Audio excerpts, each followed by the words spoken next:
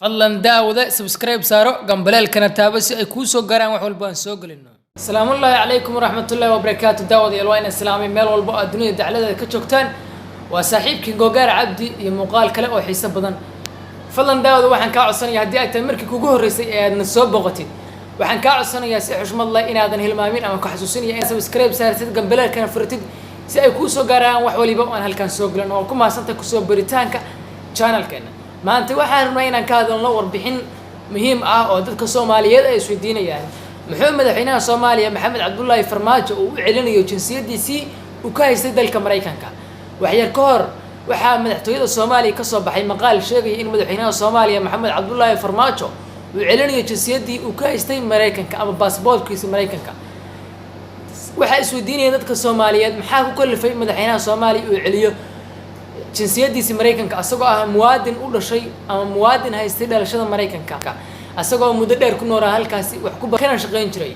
xaqiiqada dhabta ah ayaa ranay inaan ka dhaadhicno dadka Soomaaliyeed xaqiiqada ayaa waxay tahay maxay tahay sababta uu Farmaajo u celiyay dadka agdhow wadaadka Sheekh Mukhtaar Roobo Cali Abu Mansuur ayaa waxay dacwad ka dhan ah madaxweyne Farmaajo geeyeen maxkamad ku taala dalka Mareykanka ayagoo ka dacwanay madaxweynaha Soomaaliya inuu si qalad ah ama si bini'aadantinimada ka baxsan oo la dhaqmay Sheekh Mukhtaar Roobo wadaadka ah markii uu ka soo qabtay magaalada Baydhabo si macnaha doorashadiisa 2021 ay u soo laabtaan Sheekh Mukhtaar Roobo Cali Abu Mansuur waa nin siyaasadda gobolada koonfureed gaar ahaan gobolada Bay iyo Boqol aad iyo aad ugu awood badan oo waxa dhici kartay inuu dawladda ka soo horjeesto waxa uu haystay xoogaa ciidamo taabacsan asaga oo markaas ka awood badan ciidamada AMISOM iyo ciidamada dawladda federaalka ah ee gobolada Bay iyo Boqol ku sugan sidaas darteed dawladdu waxay u aragtay khatar ku aadan ama ku kal macnaha uga imaan karta doorashadooda 2021 in aysan soo laaban sidaas darteed madaxweyne Farmaajo waxa la gudboonaatay inuu xiro Sheekh Mukhtaar Roobo Cali Abu Mansuur oo meesha ka stoonin isaga difoosho u ah ama difooso u ah buu keenstay meesha sidaas darteed dad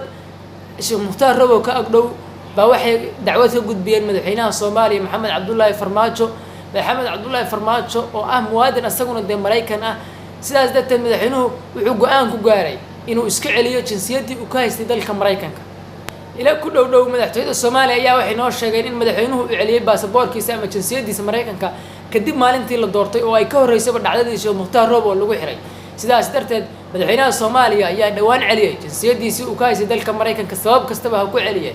daawadeen intaasina waxay xaqiiqada dhabta ah ee Maxamed Cabdullaahi Farmaajo ku kalifay inuu celiyo jinsiyadii uu ka haystay passportka Mareykanka waxaan halkaan kugu soo gudbin doonaa barnaamijyo aad iyo aad u xiiso badan siraha qorsoon ee siyaasadda Soomaaliya oo aan xogogaal u nahay mar oo aan baarno xaqiiqada dhabta ah waxaan inaan shacabka la wadaagno si aysan xaqiiqooyinkaas ku dhaafin fadlan daawada waxaan ku xasuusinayaa inaad channelka aad ku soo biirtid oo saaxiibkaaga aad ka dhigatid gambalelka furtid si ay kuu soo garaan wax walba oo aan soo galino muuqaalkan like saar u share garay asxaabtaada si ay u daawadaan xiiso badan ku kulmi doono waa saaxiibkii Gogaar oo idinkaga tagay sidaas iyo nabadgelyo